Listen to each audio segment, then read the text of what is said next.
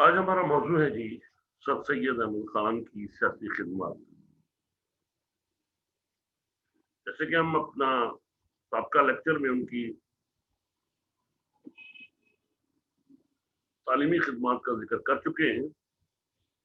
Sir Syed एक तहरीक का नाम है। हम ये भी देख चुके हैं कि ये तहरीक कैसे बनी, क्योंकि उन्होंने उनके देखा देखी पूरे मुल्क में लोगों ने तालीमी इदारे खोलने शुरू कर दिए थे और ये एक तालीमी तहरीक बन गई। सर सैयद ने भांप लिया था कि अंग्रेज अब हिंदुस्तान से जाने वाले नहीं है और जितने मजबूत वो हो चुके हैं अब उनको यहां से बाय मीन्स ऑफ फोर्स निकालना मुश्किल है। यानी ताकत का इस्तेमाल करके उनको यहां से निकालना तकरीबन नामुमकिन है। चुनाचे उन्होंने रियलिस्टिक अप्रोच अपनाई, हकीकत पसंदाना तरीकाकार अपनाया, और वो ये था कि अंग्रेज से उसकी ही जुबान में बात की जाए जो वो समझता है, यानी अंग्रेजी। और मुसलमान सबसे पहले फहम हासिल करें, शऊर हासिल करें अपने हकूक का, जो कि वो आईनी तरीके से बगैर किसी जंगो-जदल के अंग्रेज से हासिल कर सकते हैं। उस वक्त यही सबसे बेहतर था, अफजल था, अपने हकूक हासिल किए जाएं अंग्रेज। 1857 की जंगे आजादी के बाद अंग्रेज ये समझ रहा था कि इस जंग की के जिम्मेदार मुसलमान हैं, और उसकी बड़ी सीधी वजह थी कि इक्तदार जो था वो मुसलमानों के पास था। अंग्रेज बहादुर ने इक्तदार उनसे छीना था और अब इस गलत फहमी का शिकार थे, बल्कि कम फहमी कह लीजिए या खौफ था कि मुसलमान उससे इक्तदार किसी भी वक्त छीन सकते हैं, वापस लेने के लिए कोशिश करेंगे। चुनाचे उसने मुसलमानों को कुचलने की पॉलिसी इख्तियार की।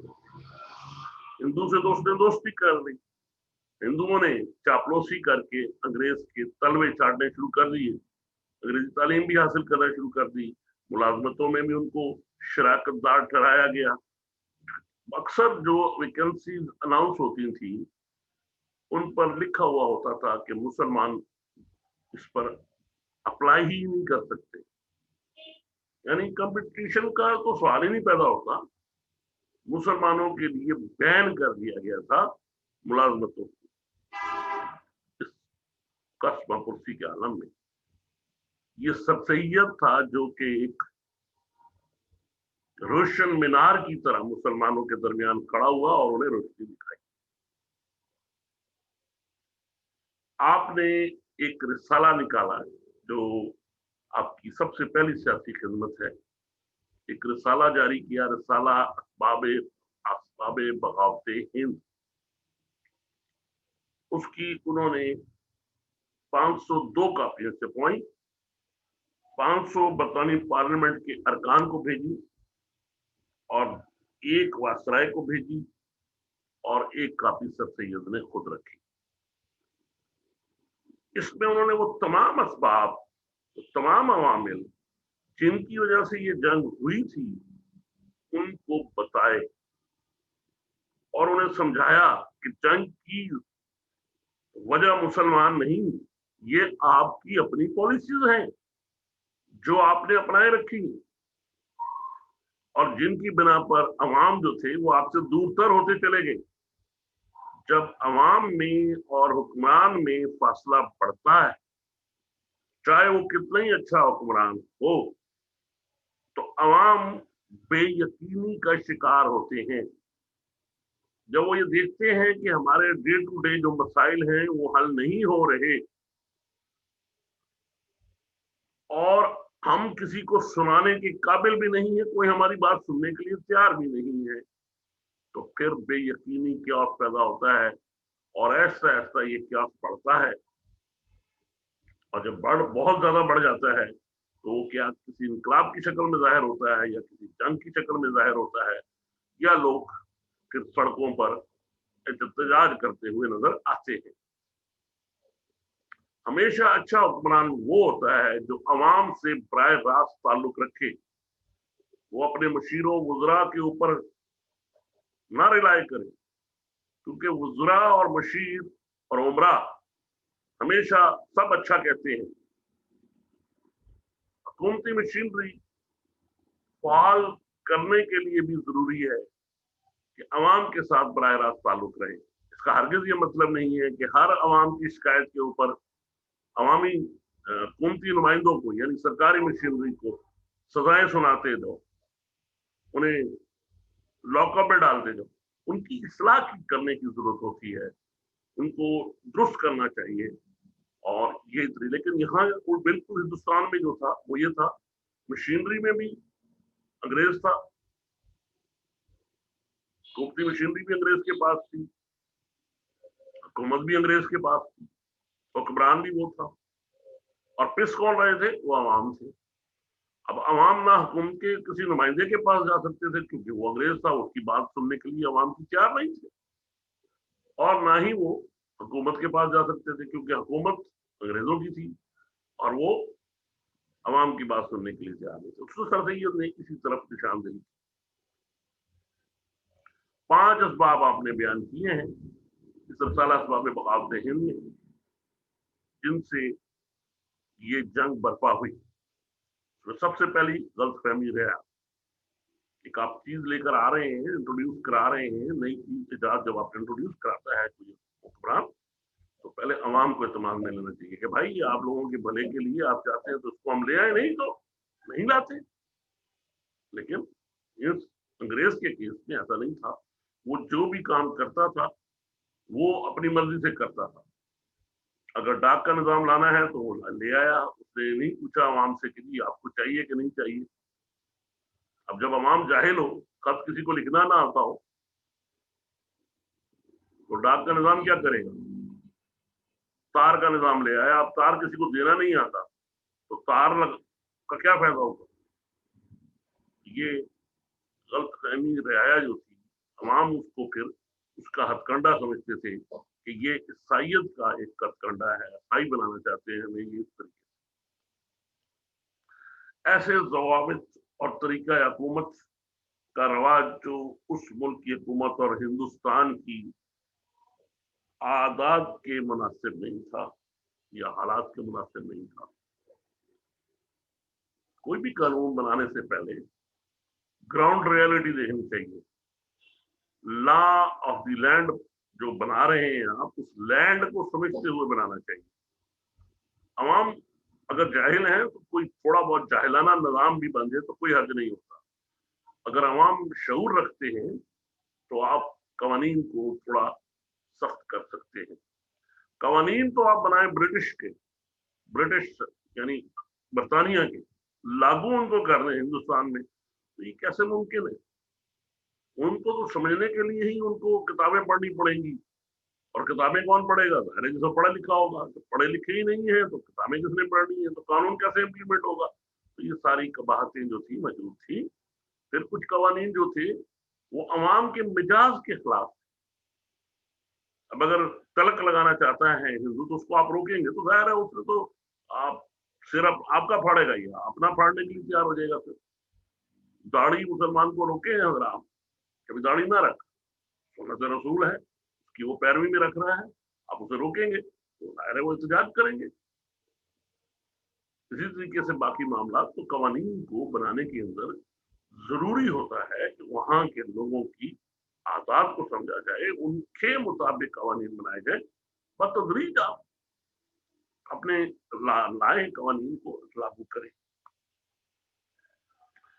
गवर्नमेंट, जैसे मैंने पहले कहा कि जब आप आवाम से हट जाएं तो गवर्नमेंटें नहीं चला करती अवाम के बगैर। जब अवाम के वोट से गवर्नमेंट बनती है, जो आई है हुकूमतें, जो नहीं आई उनकी बात नहीं हो रही, जो आई है वो ये कहते हैं कि हमारे पास मैंडेट है अवाम का। जब अवाम का मैंडेट है तो फिर अवाम की बात भी तो उन्हें पता होनी चाहिए ना कि अवाम क्या चाहते हैं। जब अवाम के साथ उनका राब्ता ही कोई नहीं है राया के साथ, तो यही मामला हिंदुस्तान का था कि राया के साथ कोई ताल्लुक उनका नहीं था, न उन्हें असल हालात का पता था, न उनके आजाद इतवार का पता था। जो मुसाहिब से उन पर गुजरे उनसे वो वाकिफ रहते थे, तो फिर उन्होंने उनके खिलाफ ही होना था। फिर कुछ अमूर होते हैं जो हुकूमत में बजा लाने ही होते, वो उन्होंने तर्क कर रखे थे। अंग्रेज बहादुर तो जो नहीं देता था। तालीम बुनियादी हक में शामिल है। आवाम को तालीम देना रियासत की, हुकूमत की जिम्मेदारी। सबसे कम तो जो अंग्रेज की इस तरफ थी कि हिंदुस्तानी अवाम को तालीम दे, तालीम उनको दी जाती, फिर उनकी माशी अपलिफ्ट करने की जरूरत थी। इन सब बातों की तरफ अंग्रेज बहादुर ने तवज्जो नहीं दी। वो जो कंपनी के थे हुक्मरान, वो तो अपना पैसा बनाने में लगे हुए थे। बाद में जो आए वो भी अक्सर कंपनी के रिटायर्ड अफसरान थे, उनका मोटिव भी यही था। तो अवाम का साथ, अवाम की भला फैला बहबूद या कह लें कि जी अच्छे बुरे की उन्हें कोई फिक्र नहीं थी। बद इंतजामी और बेरहमानी फौज की, जैसे कि मैंने पहले कहा कि जो इंडियन लोग थे फौज के अंदर थे, जो चले गए थे, उनको गलत गाइड किया गया। लीडर जो होते हैं उनका काम होता है कि अगर कोई गलतफहमी भी पाई जा रही है उसकी फौज में, उसके सिपाहियों में, तो उनको दूर करता है। उनकी मुश्किलात को समझते हैं, उनके मसाइल को समझते हैं, और फिर उनका नफ्सियाती तौर पर हल किया जाता है। बात का चीजें होती हैं जिनका हल करना जरूरी होता है। तो गलतफहमियां पैदा होती रही हैं सिपाहियों में, उनको दूर करना चाहिए था। अफसरान को फुर्सत ही नहीं थी, वो उनको सजाएं देने शुरू हो गए। ये जो चीजें थी, इससे सिपाह जो थी वो उनसे बगावत पर होता है। ये असबाब थे जनाब, ये सर सैयद ने कहा जनाब माई बाप हुकूमत आपकी और ये असबाब पैदा करने वाले आप। अब अगर इसबाब ना होते, जंग ना होती, अवाम आपके खिलाफ ना होते, तो जनाब ये असबाब को दूर कीजिए, दोबारा जंग नहीं होगी। आपकी जो ये रसाला था ये बड़ा पॉपुलर हुआ और अंग्रेज हुकूमत ने इसको रियलाइज किया कि वाकई ये कुछ हमारी भी गलती है। लेकिन उन्होंने बहरहाल इस इशाद को पसंद नहीं किया था। लेकिन सर सैयद ने वजाहत की कि वो ये जिम्मेदारियां हुकूमत पर फिक्स नहीं कर रहे हैं, सिर्फ उनकी रहनुमाई के लिए लिखा गया है।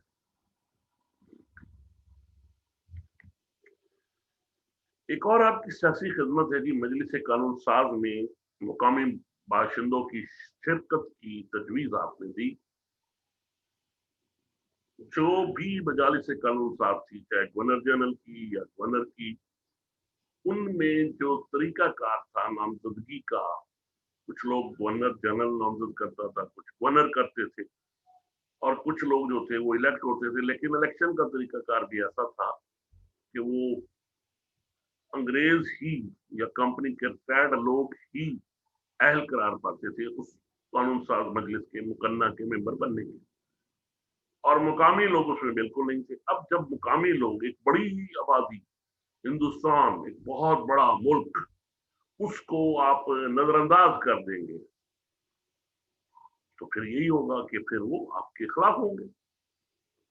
उन्हें जब पता चलेगा कि हमारे नुमाइंदे ही नहीं है, कानून साज जो बना रहे हैं, कानून साजी कर रहे हैं, जो हम पर हुक्मरानी कर रहे हैं, वहां पर हमारी नुमाइंदगी नहीं है, तो वो कैसे आपका साथ देंगे। तो आपने तजवीज पेश किया कि ये आप उस वक्त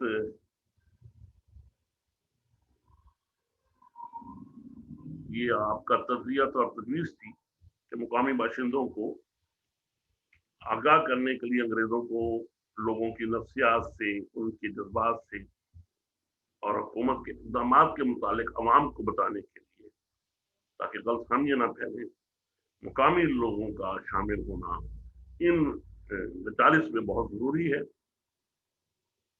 आपने सर सैयद इस सिलसिले में फरमाते हैं, पार्लियामेंट में हिंदुस्तान की रियायत की मुदाखलत गैर मुमकिन और बेकायदा थी, मगर लेजिस्लेटिव काउंसिल में मुदाखलत ना रखने की कोई वजह नहीं। यस, यही एक वजह बात है जो जड़ है तमाम हिंदुस्तान के फसाद की, और जितनी बातें और जमा होती गई वो सब इनकी शाखें।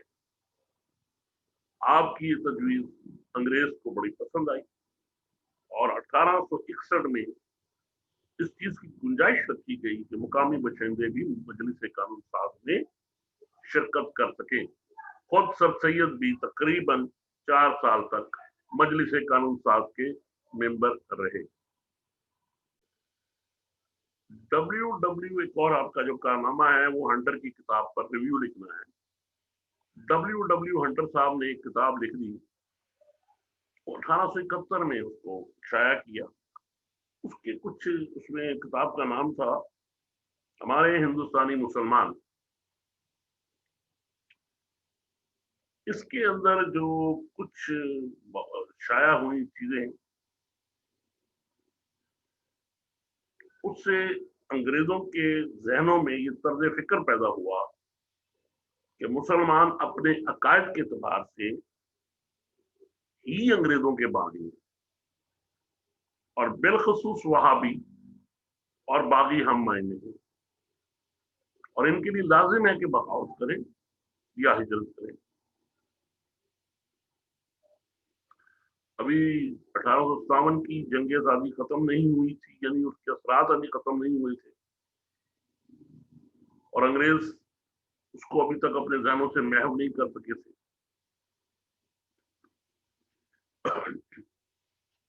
बंगाल में वहाबियों की साजिश पकड़ी गई थी, और बंगाल के चीफ जस्टिस मिस्टर नार्मन को एक मुसलमान ने कत्ल कर डाला था। ये वो हालात थे जो उस वक्त मौजूद थे। उस पर हंटर साहब की किताब ने और आग लगा दी, तो जिसको कहते हैं जलती पर तेल का काम किया। आग लगी हुई थी, को और तेज कर दिया, तेल डाल दिया इस किताब के जरिए से। सर सैयद ने इस किताब पर एक रिव्यू लिखा।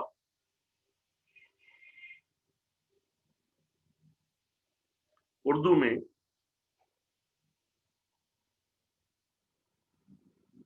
और इसका अंग्रेजी तर्जुमा हाफिज अहमद हसन वकील टोनकी ने लंदन से शाया करवाया। इस रिव्यू में सर सैयद ने मुसलमानों के अकायद का तफसीली जायजा लिया,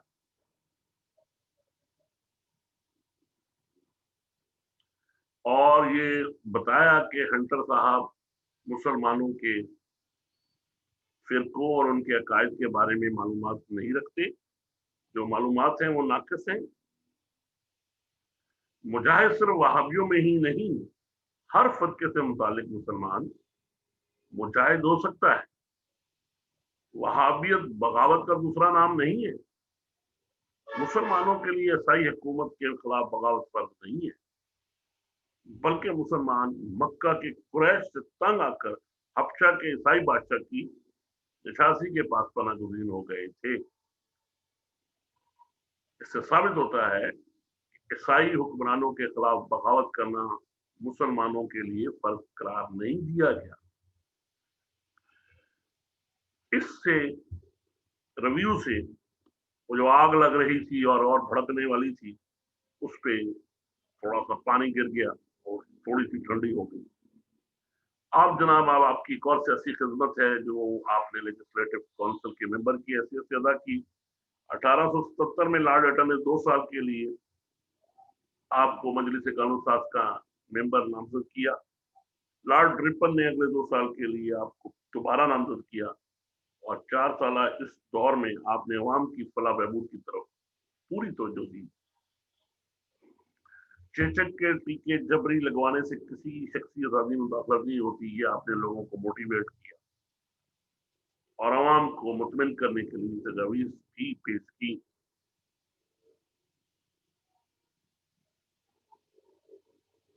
इस्लामी कानून के खात्मे के बाद काजियों की सरकारी हैसियत खत्म कर दी गई थी।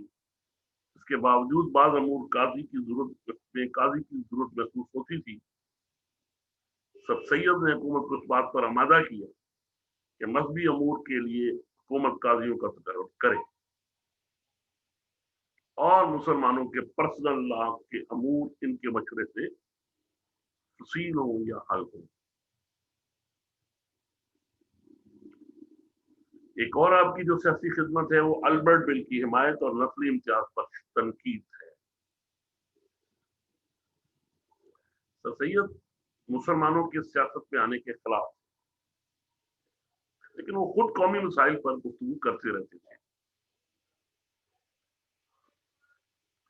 और नस्ली इम्तियाज के खिलाफ खुलकर उन्होंने बात की। 1883 में लिबरल हुकूमत ने बाज पहलुओं की इस्लाह के लिए जो बड़े सगीर में नस्ली तफरीक पाई जाती थी, अल्बर्ट बिल पेश किया।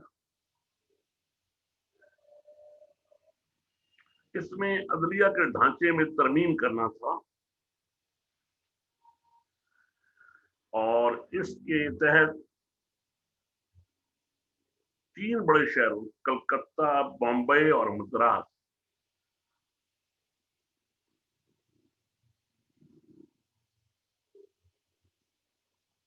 इन 3 जगहों के अलावा किसी यूरोपियन या अंग्रेज के खिलाफ मुकदमे की सुनवाई कोई काला मजिस्ट्रेट या जज नहीं कर सकता। इस बिल पर बड़े सगीर के सफेद फाम लोगों ने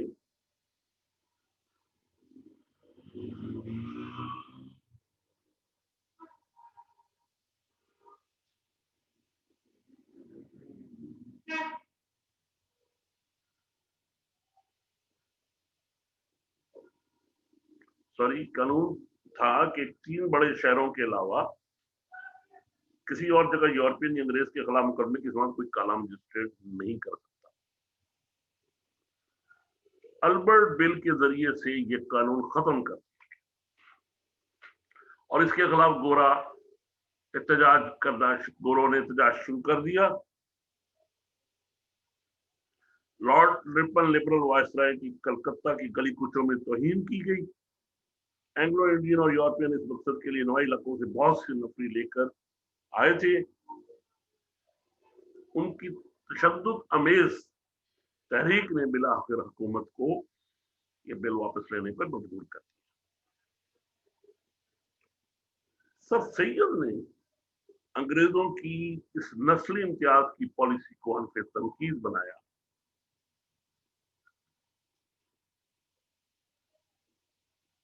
आपने कहा, एक कौम की दूसरी कौम के साथ अच्छी या बुरी फीलिंग का होना या ना होना सिर्फ कानून पर मुनहसर है। जब कानून की यकताई ना होगी और एक कौम के लिए एक कानून और दूसरी कौम के लिए दूसरा कानून है, तो कभी दोनों कौमों की फीलिंग आपस में अच्छी नहीं हो सकती। लेकिन जब दोनों कौमों के लिए यकसा कानून हो और दोनों के साथ एक ही कानून से बर्ताव किया जाए, इस वक्त दर हकीकत दोनों कौमों की फीलिंग उम्दा हो जाती है। बस हिंदुस्तानियों और अंग्रेजों में असल मोहब्बत और मिलाप इस वक्त हो सकता है जब कानून में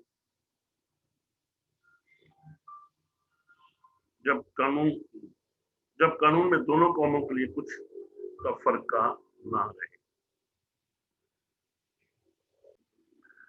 अब जनाब, एक चीज जो अंग्रेज ने यहाँ और पैदा कर दी थी वो थी नौकरशाही। नौकरशाही कोई नई टर्मिनोलॉजी नहीं है। अंग्रेज अपने उनके मुल्कों में वहां सारा जो हुकूमती निज़ाम होता है वो ब्यूरोक्रेसी ही चलाती है और बड़ा ऐसे तरीके से चला रही है और चल रहा है उनका निज़ाम। बल्कि वहाँ अवामी जो नुमाइंदे होते हैं उनको जरूरत पेश नहीं आती कि वो कोई इम्पीचमेंट करें हुकूमती नुमाइंदों, हुकूमत के मशीनरी के खिलाफ वगैरह वगैरह।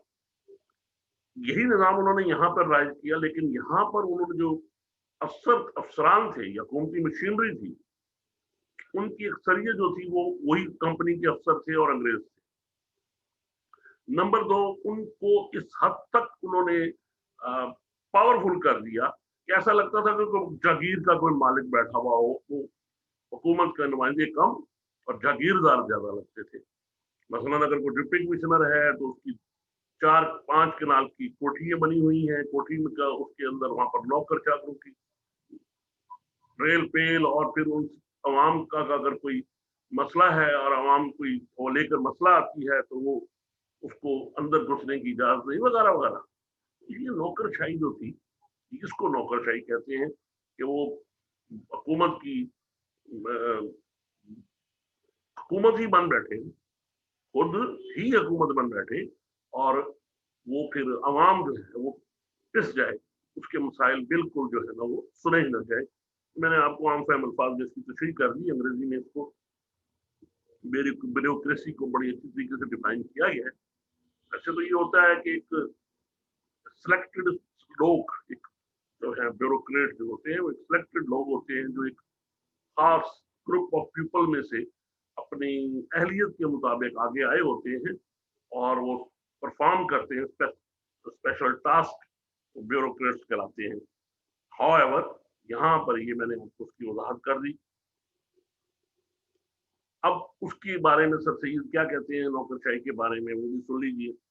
मिन जुमला इन असबाब के इन मुलाजमों की कज इखलाकी, यानी बद इखलाकी और जुल्म ज्यादती क्या है, किसी का हक उसको ना देना, बल्कि नाजायज तौर पर उसका हक दबाए रखना। और अगर हम सचमुच कहें तो बाज़ औक़ात इनकी बदमाशी इस बात का बायस है कि हिंदुस्तानी इनकी सूरत देखने और इनके पास जाने से अपना मरना बेहतर समझते हैं। हिंदुस्तान की कौम बहुत ज्यादा आदी नरमी और खुश अखलाकी की है, और ये बात सरकारी सरिश्तों में नाम को भी नहीं है।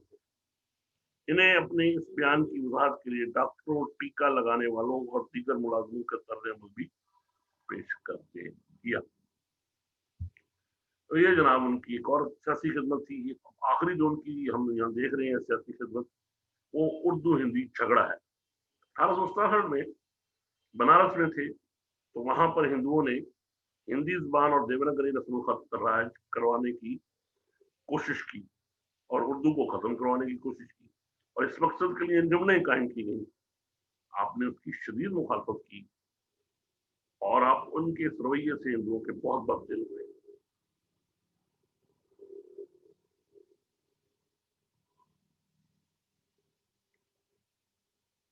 यही वो मुकाम है जहां से मुसलमानों में दो कौमी नजरिए की मुसलमान जुदा खाना कौमी का एहसास और दो कौमी नजरिए का परवान चढ़ा है। अब ये जो तहरीक थी उर्दू को खत्म करने की, कुछ जगहों पर कामयाब हुई। बहार में उर्दू को अदालतों से निकाल दिया गया। 1882 में एजुकेशन कमीशन के हिंदू मेंबरों ने असर नौ इस तहरीक का आगाज किया, लेकिन सर सैयद गवर्नर जनरल के लेजिस्लेटिव काउंसिल के मेंबर थे। इन्होंने कमीशन को इस तरह की किसी सिफारिश से बाज रखा जिसका मकसद उर्दू जुबान को नुकसान पहुंचाना या फारसी रस्म को नुकसान पहुंचाना हो। तो वो हिंदू इस तारीख में नाकाम हो गए, लेकिन सर सैयद बहुत बददिल हुए। और फिर आपने सिर्फ, पहले आप हिंदुस्तानियों के फलाह बहबूद की बात करते थे, अब आप सिर्फ मुसलमानों की फलाह बहबूद की बात करने लग पड़े।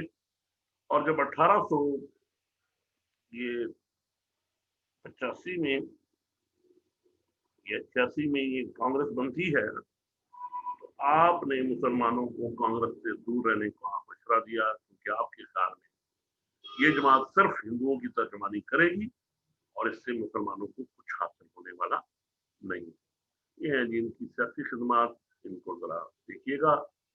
नेक्स्ट इंशाल्लाह ताला हम सर सैयद की जो इस्लाम की इंटरप्रिटेशन है उसको देखेंगे। वस्सलाम। अपनी हाजिरी मार्क करते रहिए। जिस दिन आपका लेक्चर होता है उस दिन इसी गूगल क्लास पे बराए मेहरबानी अपनी अटेंडेंस शो किया कीजिए।